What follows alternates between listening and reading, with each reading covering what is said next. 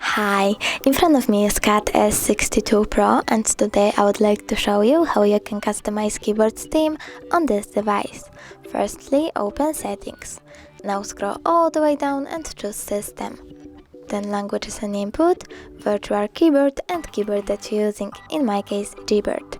Go into Theme and tap on the plus sign under My Themes. Over here, pick a photo, pinch it to scale and drag it to move. Then click Next. Adjust brightness and tap Done. Lastly, Apply.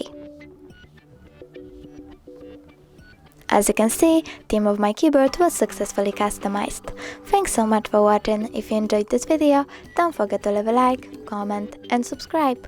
Bye!